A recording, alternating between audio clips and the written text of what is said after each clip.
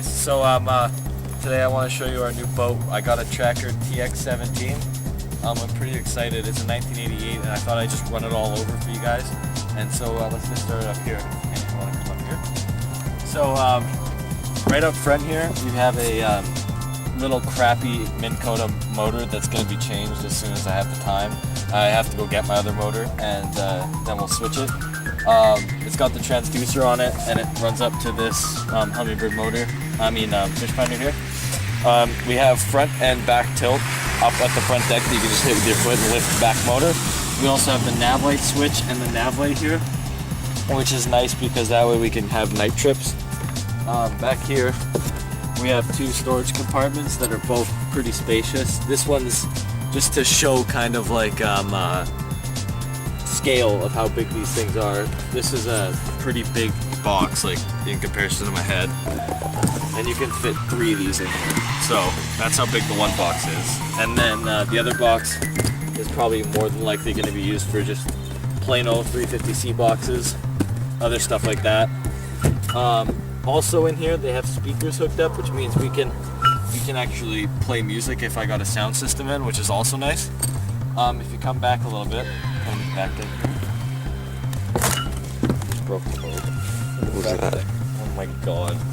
Anyways, back here, we have 3 rod lockers here that you can fit up to 7-foot rods on the first 2 and then a 6-foot in the last one, which isn't very useful, the 6-foot one. But over here we have another rod locker that fits 2 1/7-foot, which is also very useful for when we're going to be taking extra rods. Most of them will lay out on the deck, but for the extra ones. We'll get to the console here. This is the Tracker console. We have everything here. Actually don't know what this does yet. Haven't played around with it. And here is just a little strap to hold like a whistle or something. You have your nav lights, your interior lights that have been taken out because there's no interior lights in here anymore.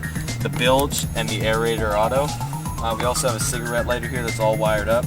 Here's the throttle and there's a kill switch on it. If we come back a little bit more, we got the live well. It's a pretty big live well and it's separated too, which is nice because you can run all your fish in there, and you can also actually pull this out if you want to, which means we're going to be fitting a lot of fish. Like this is the big live well. This is pretty big. Back here we have 2 more storage compartments that could fit tackle, live wells. I don't know yet what we're going to put in here, but lots of stuff can fit in there. And then if we come to the back here, this is paired up with a 50 horsepower Merc. Right in here we've got another spot where you can do tilt up and down. And if we pop open the back hatch, in here we've got 2 gas tanks, plastic gas tanks. There's no metal gas tanks in this boat, which is kind of good and kind of bad. I would prefer to have metal, but lots of people prefer plastic because it's easier. And then also there is 2 batteries brand new in the back, and you can fit up to 3. You can slide one back and fit 3, which is also nice for the trolling motor that we're going to be running on it. And last but not least, guys, come back here. We've got storage under both the seats, and the storage is actually pretty spacious under both the seats. You could fit like jackets, anything you want really in there, and there's also storage under this one. And so yeah guys, that's the boat, and we'll be making lots of videos for you with it, and yeah, thanks.